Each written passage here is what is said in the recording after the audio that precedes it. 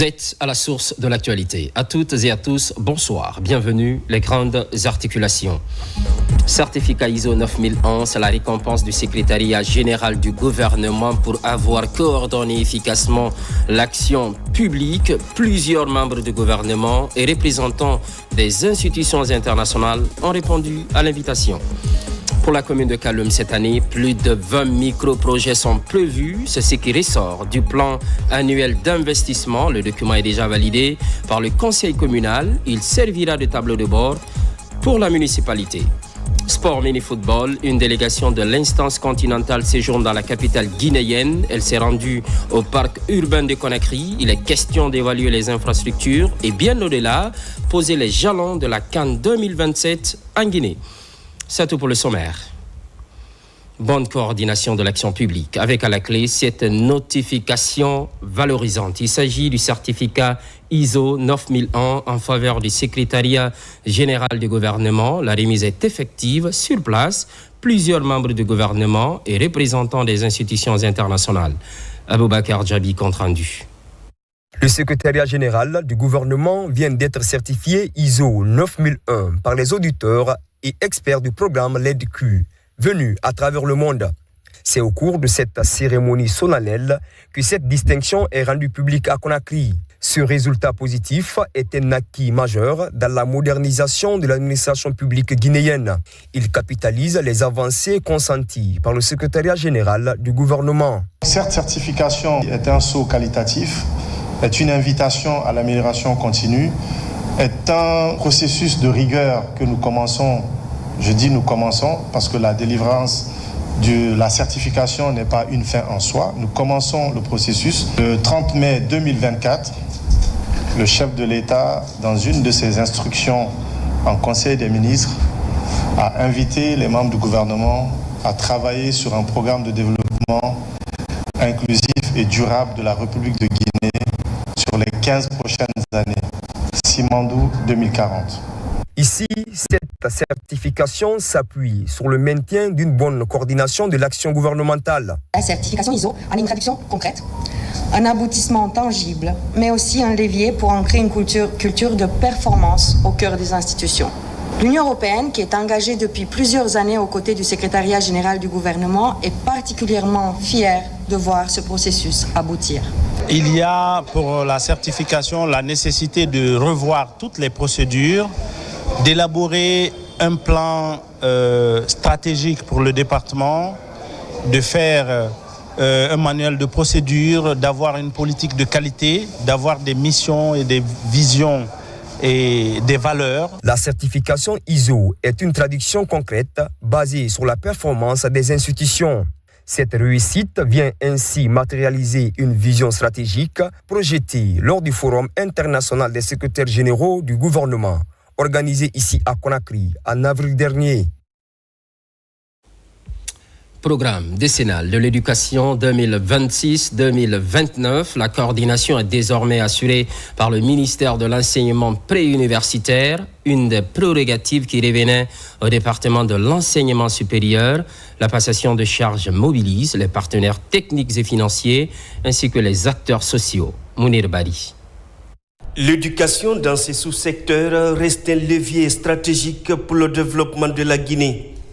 À travers le programme décennal de l'éducation, les partenaires techniques et financiers appuient activement le pays dans la mise en œuvre des projets structurants en faveur du capital humain. Ce soutien se traduit par des infrastructures modernes, des programmes innovants et des équipements de pointe au bénéfice des apprenants. Il y a eu assez d'équipes sur lesquelles nous sommes revenus. Il y a la construction de plusieurs salles de classe au niveau de l'élémentaire. Il y a la formation des cadres du ministère de l'enseignement préuniversitaire. Au niveau de l'enseignement technique, il y a la politique nationale de l'emploi, mais également beaucoup de programmes pour renforcer un peu l'apprentissage au niveau de ce département stratégique pour le pays. L'enseignement supérieur a déjà fait un très très bon travail en collaboration avec les autres sous-secteurs de l'éducation. Nous allons poursuivre la dynamique qui a été enclenchée en matière de transformation du système. À la suite de la revue à mi-parcours, le comité interministériel se penche désormais sur la planification sectorielle. Plusieurs avancées ont été enregistrées grâce à une coordination efficace entre les 3 départements sectoriels. L'UNICEF, avec toutes les autres agences des Nations Unies, nous allons continuer à accompagner le gouvernement dans l'amélioration du système éducatif. Nous sommes en train de préparer la revue à mi-parcours pour voir le financement qui a été projeté à travers un certain nombre d'indicateurs. Le gouvernement guinéen, à travers le budget national de développement BND, reste un acteur clé dans le financement de ce programme ambitieux qui vise à renforcer l'ensemble du système éducatif. Ce qui, entre autres, concentre l'actualité. Forte pluie à Conakry ces derniers temps. Fini les instants douloureux. Le gouvernement assiste les sinistrés. Au quartier Antabafon, les familles endeuillées reçoivent des vivres et des enveloppes symboliques, une manière d'exprimer la compassion du gouvernement. Aboubakar Diaby. C'est un acte de compassion qui vient d'être posé par les membres du gouvernement, suite aux dégâts importants du matériel et des pertes en vies humaines causées par des pluies diluviennes dans la nuit du mercredi à jeudi. L'amertume des victimes est sans précédent dans la capitale Conakry. Au quartier Antag-Bafon, dans la commune de Tombolia, cette assistance en vivres et une enveloppe symbolique est apportée pour partager la souffrance des sinistrés. Nous sommes venus au nom de Monsieur le Premier ministre chef du gouvernement, au nom de Monsieur le Président de la République, exprimer notre compassion aux familles endeuillées. Suite aux inondations qu'on a eues il y a quelques jours, depuis 2 jours dans plusieurs familles de Conakry. Nous prions pour le repos de l'âme de toutes ces personnes qui sont parties et nous adressons également nos encouragements aux blessés qui sont entièrement pris en charge aujourd'hui par le gouvernement et qui sont dans les différentes structures hospitalières du pays. Malgré l'ampleur des dégâts et des pertes en vies humaines, cet acte sympathique vient ainsi soulager les victimes qui sont toujours plongées dans la tristesse et la désolation. Nous sommes reconfortés, le CNRD a été représenté ici, le gouvernement jusqu'au niveau du gouvernorat, une forte délégation. Depuis que ce drame-là est arrivé, nous ne sommes pas abandonnés. J'ai plus où dormir, toute ma concession est ravagée par les eaux. Actuellement, on passe la nuit chez les voisins. Nous sommes réconfortés par ce geste du président Mamadi Doumbouya. Ici, plusieurs blessés sont aussi enregistrés. Cette tragédie devrait relancer la problématique liée à l'urbanisation sauvage à Conakry. Pour ce faire, des mesures nécessaires sont envisagées dans les jours à venir afin que de tels drames ne se répètent à Conakry qu'à l'intérieur du pays. Et c'est parti pour le coaching des petites et moyennes entreprises. L'édition se tient pour la première fois. Une matérialisation du concept Link Up de la bourse de sous-traitance et de partenariat. Karim Kamara, explication. La Guinée face aux défis d'amélioration de la compétitivité de son tissu productif national. Des défis à relever pour consolider l'ancrage des investissements dans son économie à travers les PME. Désormais, des passerelles de dialogue économique sont jetées entre les grands donneurs d'ordre et les fournisseurs locaux. L'initiative est portée par le tandem Bourse de sous-traitance et Nabel Guinée. Dans le cadre de leur projet FIER, qui consiste à sélectionner des entreprises, les diagnostiquer, les former, les accompagner, les coacher et les mettre en relation directement avec les différents donneurs d'ordre, que ce soit les compagnies minières, industrielles, mais aussi le secteur bancaire et les compagnies d'assurance, histoire de leur offrir le maximum d'informations pour pouvoir se préparer et saisir les opportunités qui existent. Il s'agit en clair de stimuler les opportunités de sous-traitance, d'investissement et de croissance.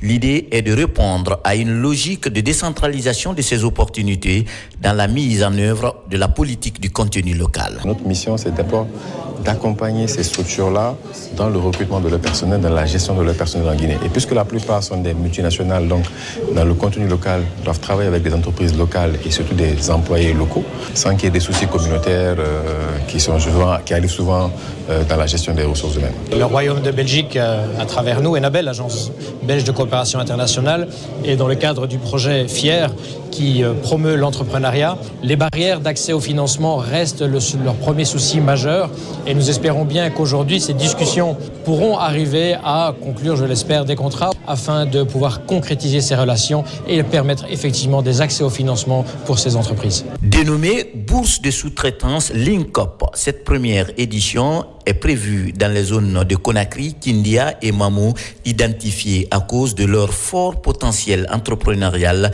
mais aussi leur proximité avec le corridor minier du Simandou. À la mairie de Kaloum, tenue du conseil communal, je vous l'annonçais un peu plus haut, au menu des assises, validation du plan annuel d'investissement exercice 2025. Au final, plus de 20 micro-projets sont prévus. Moussa Bangoura. La mairie de Kaloum organise son conseil communal pour la seconde fois. Cadres des services déconcentrés, chefs de quartier, personnes de ressources et sociétés civiles prennent part à la rencontre. Les travaux planchent sur la validation du plan annuel d'investissement, exercice 2025, qui servira désormais de feuille de route pour la commune. Tu vois que tout ça là, a été dit ou bien fait sur le papier, c'est que les hommes se sont réveillés pour le faire. Et ensemble, on va se réveiller pour aller chercher ce qui est le moyen financier. C'est ça, c'est un projet. On est accroché à ça. Il faut vraiment que le corps retienne nos enfants. L'idée à Kaloum, c'est que nous voulons presque pas tout ramener à l'école, nous voulons amener la majeure partie des filles à l'école. Dans ce plan annuel d'investissement, plus de 20 micro-projets sont répertoriés. Avec cette planification, les cadres techniciens comptent mettre en œuvre ces projets communautaires pour le bien des populations de Kaloum. C'est le lieu d'abord de remercier le président de la République qui a doté déjà des communes en 2024 à travers l'ANAFIC, l'aménagement et la construction à Kaloum. En 2025, on estime à travers notre PAI, il y a beaucoup de projets d'aménagement et de construction pour permettre à cette population d'être à l'abri de beaucoup de choses. C'est de permettre à ces citoyens-là de jouir de leur liberté pour vraiment satisfaire leurs besoins primaires. Sur le PAI de 2025, on a ambitionné aussi de partir avec 3 écoles. Parmi ces actions prioritaires figure en bonne place la rénovation complète du siège de la mairie, l'aménagement de la corniche sud, la construction de la maison des jeunes de Corentin et l'aménagement de l'école primaire de Federico Mayor de Sandervalia. Cap sur la sous-préfecture de Morodou, préfecture de Mandiana, les fils du terroir participent au développement local. On cite un exemple, le reprofilage des routes communautaires et la réalisation d'un centre de santé. Déjà, les travaux sont lancés. Djamo Kaba, images et témoignages. À 20 km de Mandiana, le district de Sakodou-Senko, le désenclavement des zones de production s'impose ici pour booster le développement local. La réhabilitation de cette route communautaire, un nouveau jalon posé pour fluidifier la circulation en milieu rural. À l'actif, un fils du terroir qui réalise aujourd'hui sa promesse, c'est de faire de Sakodou-Senko une référence en matière de développement local. Mes sentiments sont très bons, dans la mesure où ça contribue à l'amélioration des conditions de vie de la localité. La construction des forages, une nouvelle promesse tenue pour assurer un accès proche à de l'eau potable de qualité. Un dossier médical est aussi défendu. Il s'agit de la construction du tout premier centre de santé pour approcher des soins aux communautés. Par ce lancement officiel des travaux, le bon samaritain participe à l'épanouissement des communautés très reculées des centres urbains. On ne peut pas parler de santé s'il n'y a pas d'infrastructure. Et qui parle de santé diminue ici le coût sur les autres facteurs. Par exemple, l'éducation, les revenus des ménages. Donc nous ne pouvons que remercier le donateur. Ces projets de dons de forages, ces projets de routes de terre rouge là et la construction des centres de santé dans mon village, l'idée qui m'a poussé de faire ça, les femmes enceintes mères ici à cause des fautes de centres de santé, parce que d'ici la préfecture c'est un peu loin. Entre engagement et espoir de lendemain meilleur, de belles idées sont défendues pour accompagner l'élan du développement socio-économique du pays. Sur tout autre plan, promotion de la santé en milieu du travail, une consultation médicale touche environ 700 employés de SMB Winning. Ça se passe à Bokeh, une démarche préventive des maladies professionnelles sur les différents sites de production. Mamadi Ternakamisoko. La prévention des maladies professionnelles constitue l'une des obligations fondamentales de la législation du travail en République de Guinée. À Bokeh, en accord avec ses engagements en matière de promotion de la santé, le consortium SMB Winning organise une campagne de consultation médicale à grande échelle. Cette opération concerne environ 700 employés répartis sur les différents sites de production. Le Code du travail guinéen, il est mentionné quelque part là-bas que chaque année, toutes les entreprises doivent faire la visite médicale systématique de ses employés. L'objectif de cette visite, c'est de savoir est-ce que les employés qui sont en activité maintiennent toujours leur santé. Parce qu'avant d'accéder sur site, ils doivent être visités d'abord par la médecine, savoir est-ce qu'ils ne sont pas venus avec une maladie. Cette initiative est menée en collaboration avec le Service national de santé au travail. Elle vise à évaluer l'état de santé des travailleurs, un facteur clé pour garantir leur bien-être et maintenir une productivité optimale. Cela nous rassure effectivement parce que la seule chose la plus primordiale dans la vie d'un être humain, d'abord, c'est la santé. Donc à partir du moment où déjà qu'il y a une visite médicale au niveau de l'entreprise, c'est vraiment un soulagement et ça peut être aussi une source d'encouragement pour les employés. Cette année, nous avons plus de 700 personnes sur le site d'Abyss. Parce que les années passées, cette visite nous a permis de déceler beaucoup de maladies dont les employés ne savaient pas qu'ils avaient cette maladie. Donc cette année, encore, la direction a dépêché la médecine du travail pour venir encore faire les mêmes activités. Organisée chaque année, cette campagne de consultation médicale contribue à assurer un environnement de travail sain et sécurisant pour l'ensemble du personnel. On s'intéresse à présent à la journée internationale de la femme africaine. Le thème de cette année prône la justice sociale et économique. Les femmes du ministère des Finances se mobilisent. Le projet de nouvelle constitution s'invite dans les débats. Elles souhaitent s'impliquer pleinement tout en mettant en lumière les droits accordés à la gente féminine. Aïssata Marshall, confirmation. Les femmes du pôle financier de l'État célèbrent la journée internationale de la femme africaine. Actualité oblige, le débat national sur le projet de nouvelle constitution s'est invité dans les débats.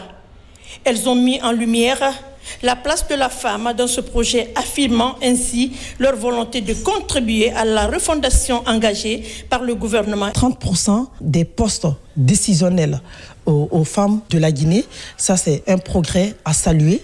Et aujourd'hui, si vous remarquez, au niveau de l'éducation également, l'instauration de la gratuité de l'obligation de l'éducation de 5 à 17 ans va permettre aux jeunes filles qui malheureusement n'avaient pas la chance de continuer les études, de pouvoir continuer les études et de pouvoir se cultiver et ainsi éviter tout ce qui est les mariages précoces. Cette journée est très peu célébrée. C'est pour cela le service Genre Équité, avec l'appui des autorités, avec mon équipe, de célébrer cette journée sous le thème la place de la femme dans le projet de nouvelle constitution. Le ministre Mourana Souma a salué cette initiative, rappelant ainsi le rôle fondamental des femmes dans le développement socio-économique du pays. Je me réjouis du thème choisi pour cette édition, le rôle de la femme dans le projet de la nouvelle constitution. Ce thème est porteur de sens, car il rappelle que les femmes ne doivent pas seulement être bénéficiaires des politiques publiques, mais actrices à part entière du changement. Il faudrait lire la Constitution, savoir ce qui est là-dedans, les avantages surtout que les femmes ont, c'est-à-dire leurs devoirs, mais leurs droits, et savoir comment les défendre. C'est ça qui est important. Dans cette dynamique, les femmes du ministère entendent renforcer leur action de sensibilisation et de plaidoyer. Projet de nouvelle constitution. La vulgarisation est en cours sur les territoires nationaux. Sur initiative de la ministre de l'Environnement, les corps des conservateurs de la nature prennent connaissance du texte. Mamadou Alpha Baldé. Dans la dynamique de vulgarisation à grande échelle du projet de nouvelle constitution, le corps des conservateurs de la nature prend aussi connaissance de l'essentiel des innovations du texte. Les différents articles sont lus et expliqués aux conservateurs qui constituent un relais efficace de vulgarisation. Le corps est représenté jusque dans les sous-préfectures du pays. Il comporte plusieurs innovations, notamment avec des obligations claires sur la gestion durable des ressources naturelles, la protection de la biodiversité et des écosystèmes. En tant que conservateur de la nature, vous êtes les premiers acteurs en ce qui concerne la protection de l'environnement. Et c'est pour cette raison qu'il est très important que vous vous appropriez de ce texte, que vous le compreniez, à le vulgariser auprès de toutes nos structures déconcentrées sur l'ensemble du territoire national.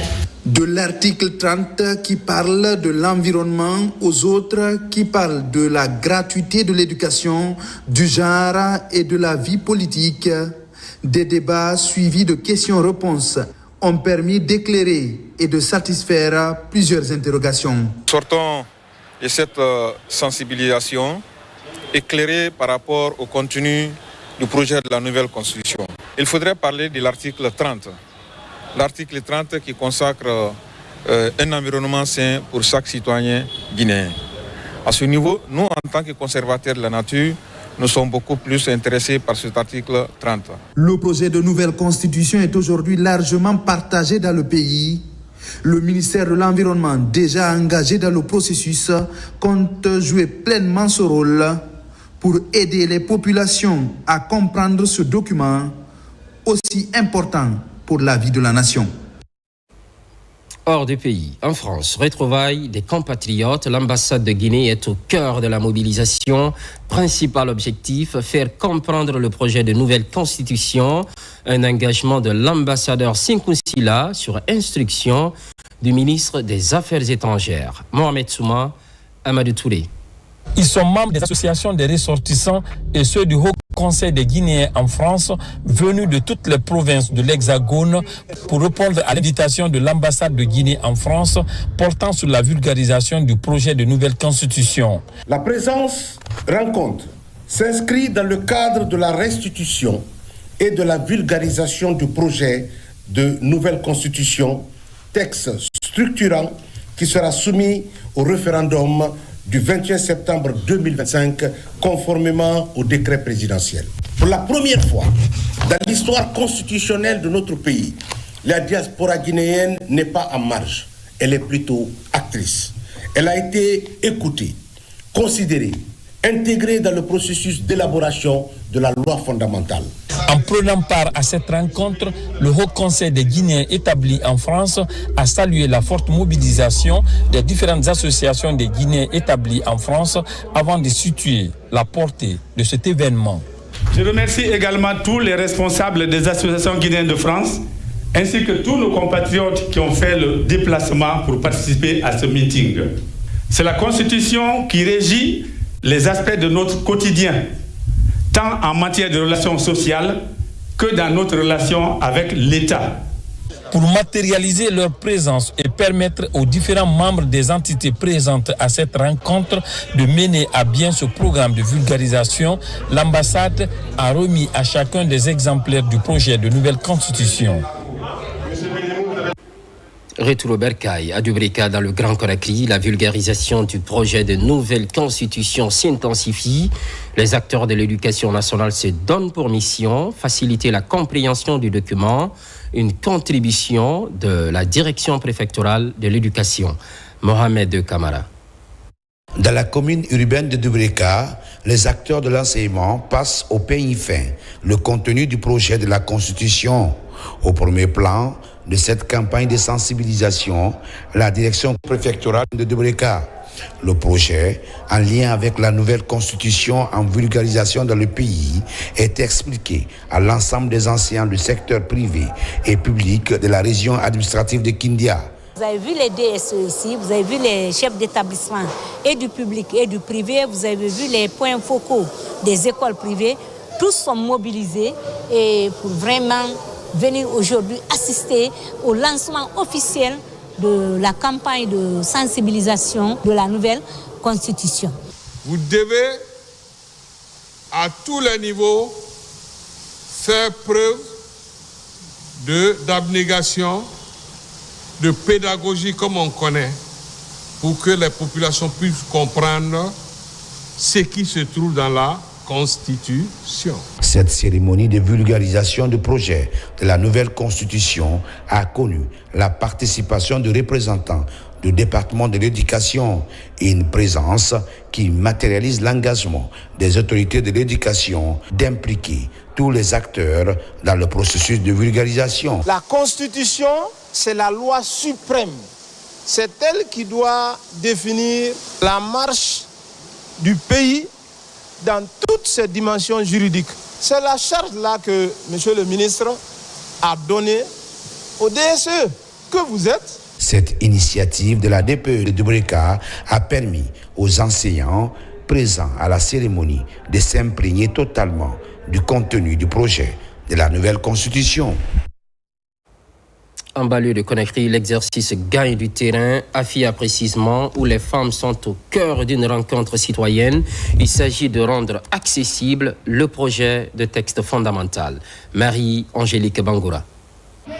À Afia, le débat citoyen prend une nouvelle dimension. Une rencontre est organisée pour vulgariser le projet de la nouvelle Constitution. Une démarche de proximité qui place les femmes au cœur du processus de refondation institutionnelle engagé par les autorités du pays. Il est vraiment primordial d'expliquer article par article le contenu de ce projet de nouvelle Constitution. Nous devons savoir qu'est-ce que ce projet attend de nous et qu'est-ce qu'il garantit pour nous, pour un vote très précieux. Les femmes-là, elles sont des relais pour moi, pour encore une large vulgarisation. Loin des mots juridiques, Odia Magasuba parle vrai. Dans un langage simple et accessible, elle met en lumière la nouveauté du texte. Promotion des droits des femmes, justice sociale, égalité pour tous et bien d'autres innovations. Je suis édifiée. Je suis prête à l'aider pour la démarche. Je peux expliquer aux gens ce qui se passe pour la Constitution. Là, je suis prête pour l'aider. Vraiment, j'ai compris l'importance de cette Constitution. C'est un document qui est bon pour la Guinée. Plus qu'une séance d'explication, cette rencontre devient un moment fort d'appropriation citoyenne. Ici, la Constitution quitte les bureaux pour prendre vie auprès des citoyens. Par ailleurs, à Farana, le projet AgriFarm se retrouve au compte du 9e comité consultatif régional de la Haute-Guinée. Globalement, il s'agit de partager l'évolution de la mise en œuvre des activités du projet en passant par le plan de travail et le budget annuel 2025. En plus, valider l'antenne de Cancan. Ibrahima Oulemfofana, correspondance. À Farana, c'est un rendez-vous qui mobilise les services techniques, les partenaires de mise en œuvre et les bénéficiaires du projet AgriFarm, représentés par les présidents de délégations spéciales. Ici, le projet est présenté aux autorités et le bilan de la mise en œuvre des activités du projet agriculture familiale, résilience et marché en Haute et Moyenne Guinée. Nous allons tabler autour du niveau de mise en œuvre des recommandations issues de l'année dernière, novembre 2024. Nous allons présenter le reste du programme de travail inscrit au titre du PTBA 2025 pour l'année 2025 et voir quelles sont les stratégies qu'il faut mettre en place pour pouvoir exécuter tous ces travaux ou activités inscrites au titre du PTBA 2025. Et il y aura d'abord un constat sur depuis son lancement ce qui est fait et en fonction de cela, voir là où ça a marché et ce qui n'a pas marché pour pouvoir apporter des solutions idoines pour la qualification, n'est-ce pas, de la rentabilité du projet au profit de la communauté. Durant la rencontre, les parties prenantes évaluent ensemble les différentes contraintes qui freinent la réalisation effective des différentes activités. Nous avons fait des recommandations qui nous permettront de planifier les actions à venir. Donc il a été recommandé qu'avant de choisir un projet, il faut voir s'il n'y a pas un autre projet qui a déjà ses activités planifiées. Ça, c'est l'une des recommandations. Vraiment, j'ai tout compris. Donc, moi, ma présence en tant que président de la délégation sociale, je peux calmer ma communauté pour qu'ils sachent où est actuellement le projet AgriFarm. Au titre des résultats attendus de cette rencontre, la présentation du projet à l'ensemble des membres du comité consultatif régional, la présentation du bilan de mise en œuvre des activités du plan de travail et budget annuel 2024 et le premier semestre 2025. C'est une révolution dans le secteur de l'élevage. Tenez bien, valorisation des résidus issus des céréales et tubercules. Cela passe par l'information et la sensibilisation des éleveurs de la Moyenne-Guinée, tout comme les autres régions naturelles. La bonne alimentation pour les bétails est vivement encouragée. La baie abrite la session. Sarafedine Diallo, Nabila Kamara. Valoriser les résidus agricoles issus des céréales et tubercules pour nourrir le bétail et les porcs en toute saison. C'est une solution locale, durable et économique. Elle permet d'améliorer les revenus des éleveurs, d'accroître la productivité, de renforcer la santé animale et de réduire les conflits entre agriculteurs et éleveurs. Une initiative portée par le ministère de l'Élevage à travers la Direction nationale de l'alimentation et des productions animales. Aux éleveurs d'accompagner cette vision en acceptant de collecter ces résidus, de mettre ces résidus en valeur, de diminuer la divagation des animaux et de faire la promotion de la stabilisation afin qu'on ait une approche moderne de l'élevage. C'est un sentiment vraiment de joie d'avoir réussi cette mission pour la sensibilisation, l'information et la communication des éleveurs sur la valorisation des résidus de récolte. Lors de cette session d'information et de sensibilisation, les éleveurs de la Moyenne-Guinée, comme ceux des autres régions naturelles, ont été formés à l'utilisation des résidus de riz, de maïs et de tubercules pour assurer une alimentation animale équilibrée, disponible toute l'année.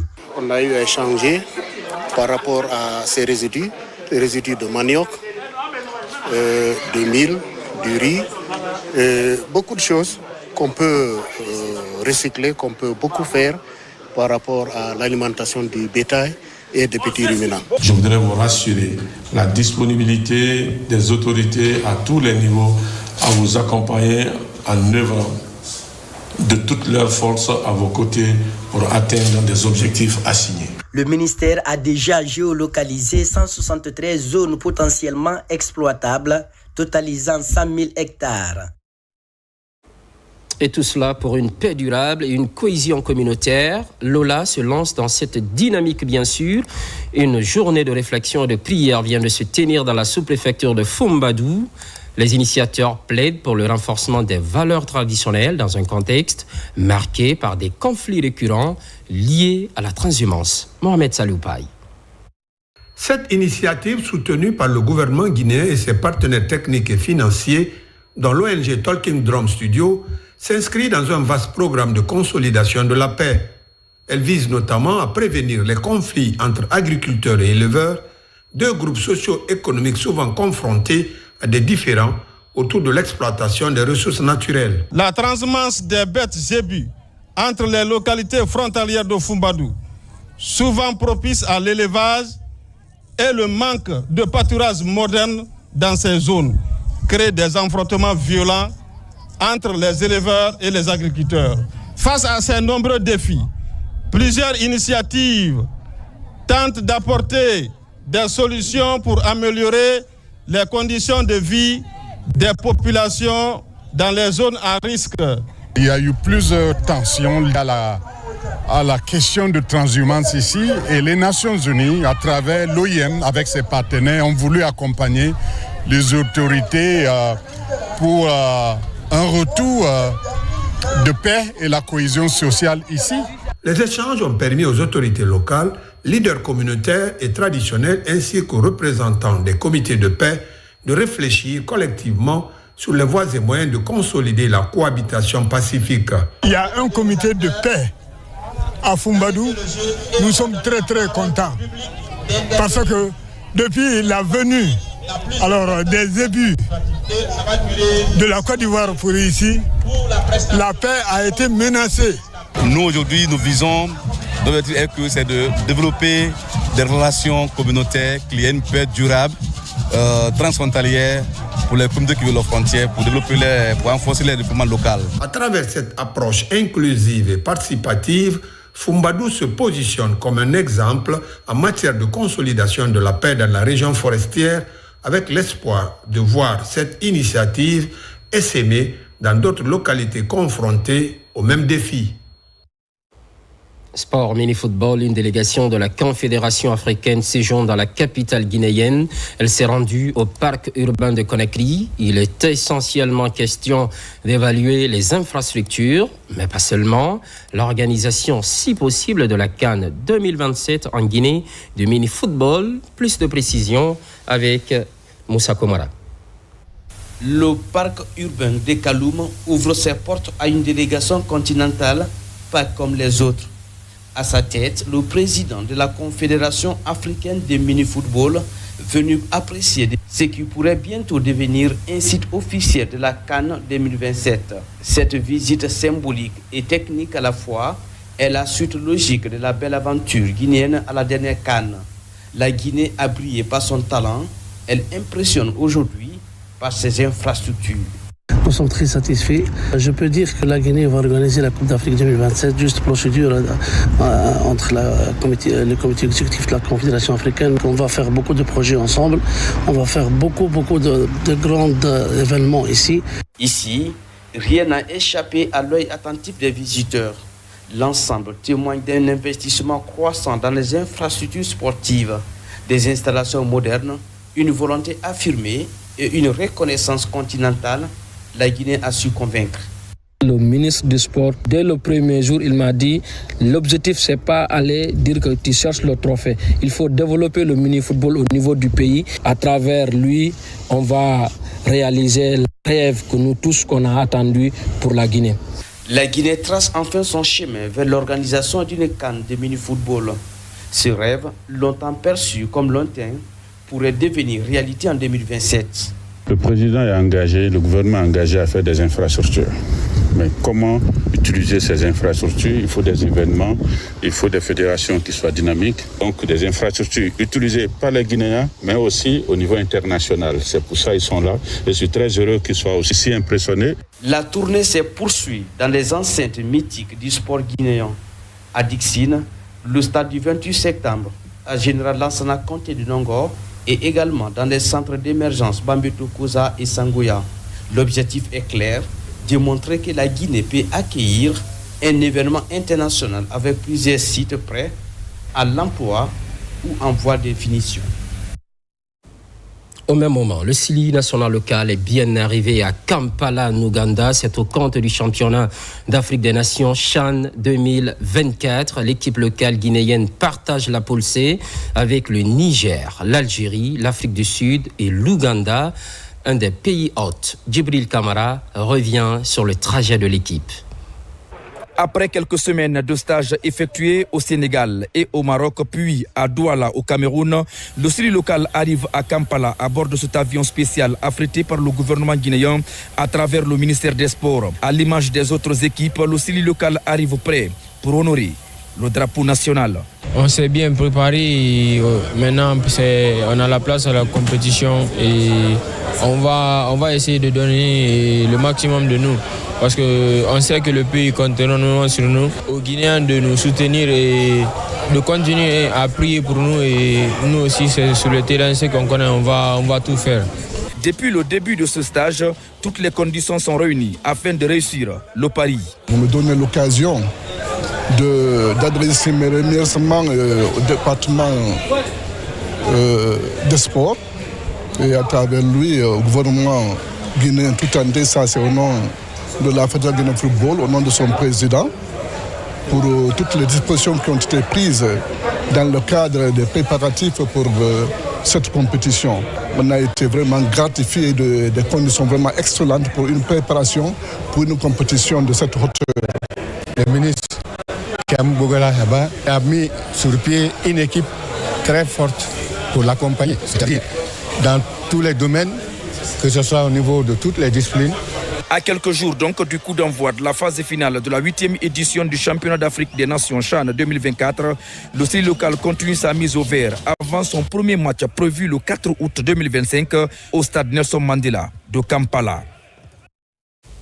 Plein succès à l'équipe locale. C'est tout pour les infos de la Guinée, notre paradis, terre de richesse et d'innovation. Les programmes se poursuivent. Tante fidélité à toutes et à tous. À très vite.